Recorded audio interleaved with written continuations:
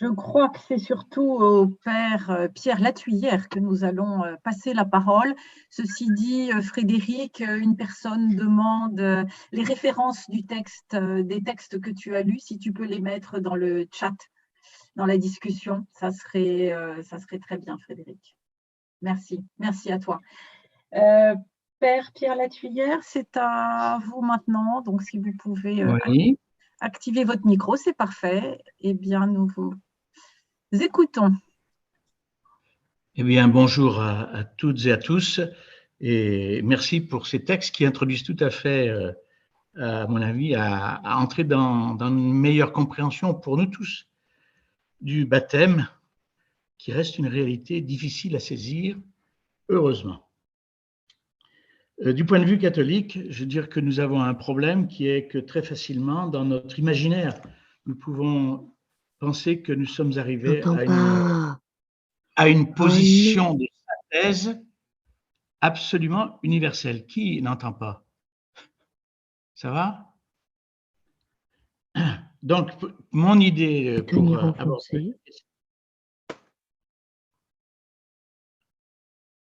pour aborder cette question, c'est donc de vous faire simplement très vite parcourir les étapes de la construction de la théologie du baptême dans l'Église catholique.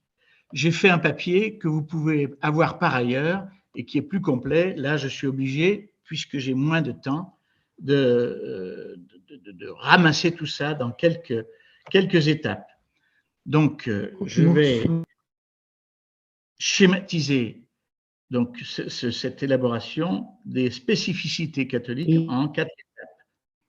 La première, c'est le fait que… Qu'est-ce qu'il y a?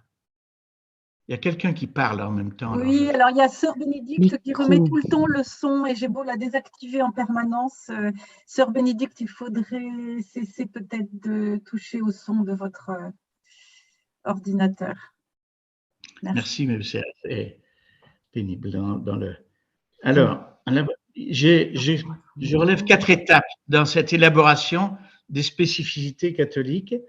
La première, c'est l'étape très importante, déterminante, à mon sens, du baptême non réitérable entre Cyprien et Augustin. L'affaire est née, en fait, à partir du moment où il y a eu des chrétiens qui ont renié leur foi au moment des persécutions et qu'on se demandait comment faire. Est-ce qu'il faut les rebaptiser? Et on a finalement tranché qu'il ne fallait pas les rebaptiser, même si certains se sont divisés dans l'Église sur ce sujet. Et puis ensuite, le problème a ressurgi d'une autre façon. Ceux qui étaient rentrés dans une Église dissidente à cause de cette question-là avaient été baptisés dans cette Église. Quand ils revenaient dans l'autre Église, fallait-il les rebaptiser? Vous voyez, donc c'est une question assez complexe, mais qui date déjà du IIIe siècle après Jésus-Christ, bien sûr.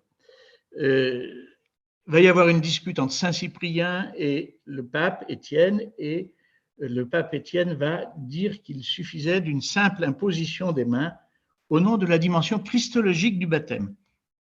Il faudra quand même attendre un siècle avec Augustin pour que la question soit vraiment tranchée, et de telle sorte qu'on reconnaisse non pas que l'Église n'a rien à faire là-dedans, il ne s'agit pas de choisir entre le Christ et l'Église, mais simplement de reconnaître que le Christ est plus grand que l'Église.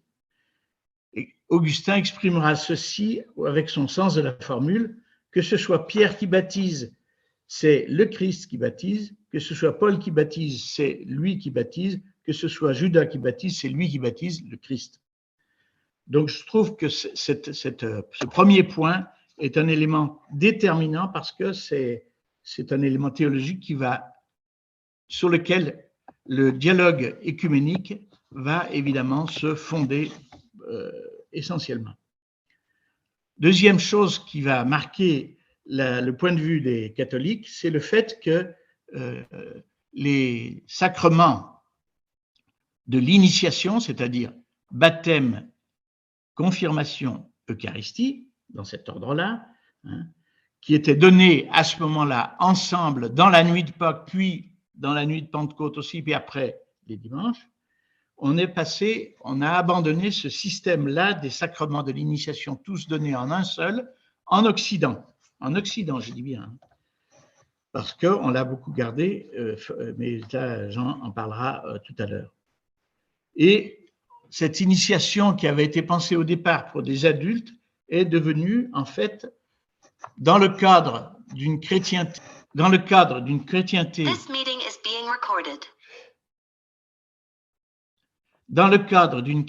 donc, qui s'est constituée progressivement, la grande assemblée de toute la communauté ecclésiale pour Pâques, et qui faisait l'objet d'une préparation pour des candidats majoritairement adultes, est devenue une multitude de petites assemblées où le baptême était effectué aussi près que possible de la naissance, sans même la communauté, avec seulement les proches, les parents, pas toujours la mère. Il n'y a plus de préparation, mais la société tout entière apporte la matière de la culture religieuse chrétienne, j'allais dire. Donc le baptême, en fait, progressivement joue le rôle d'une officialisation d'appartenance, au moins aussi sociale que religieuse.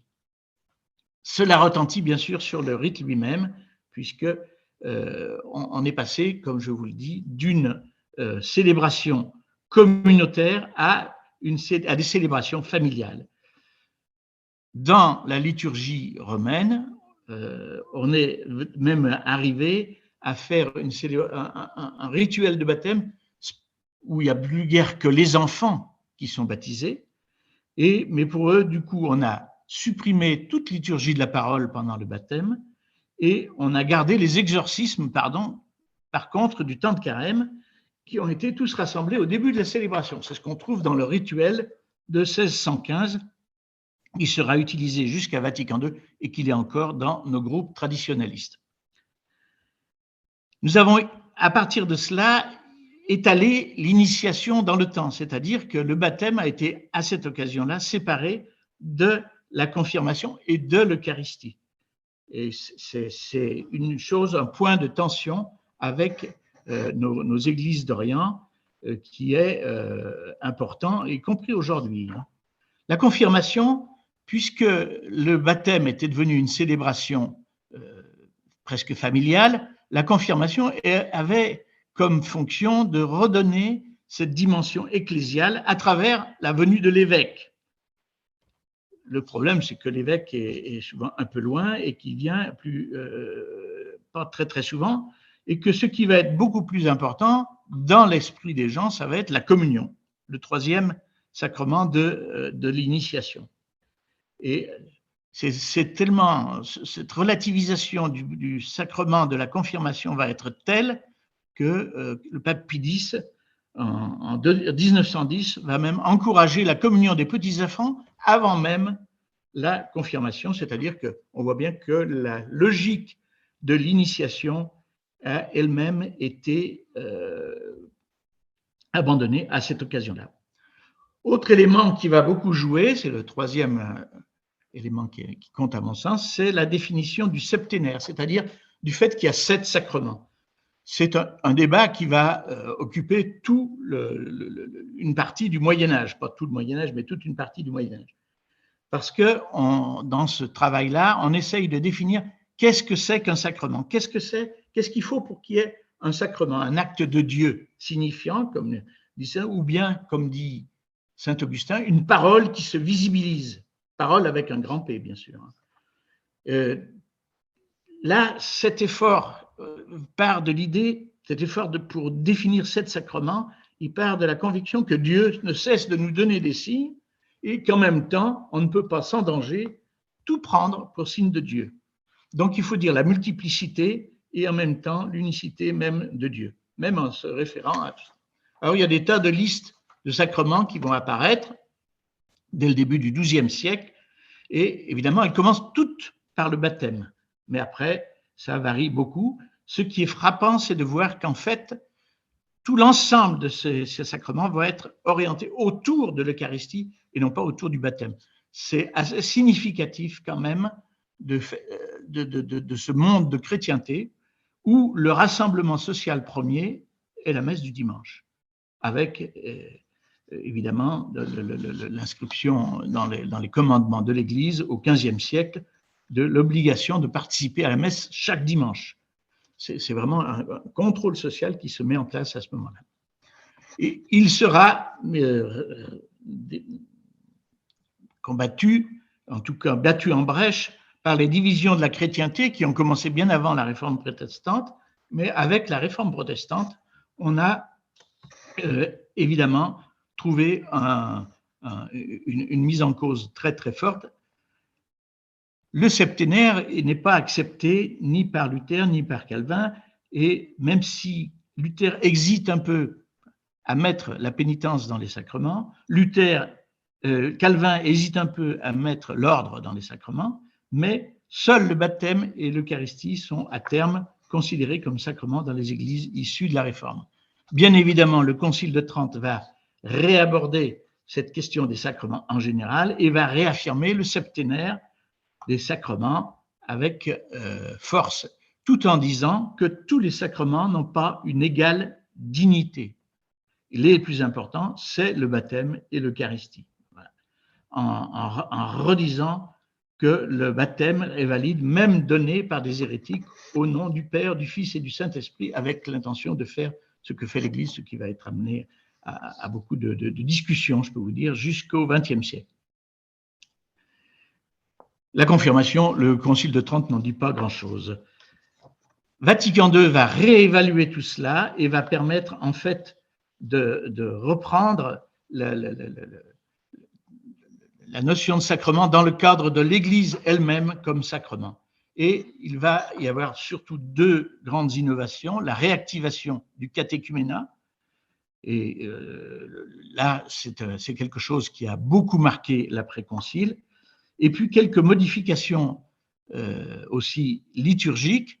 Le rituel de 1615 est remplacé par 3 rituels, un rituel pour le baptême des petits-enfants en 1969, un rituel pour les enfants en âge scolaire, qui n'était pas prévu d'ailleurs par le Concile, mais et un rituel de l'initiation des adultes qui a été repris ensemble. Dans le cheminement de la célébration des adultes, on reprend l'initiation globale dans le baptême, c'est-à-dire baptême, confirmation, Eucharistie.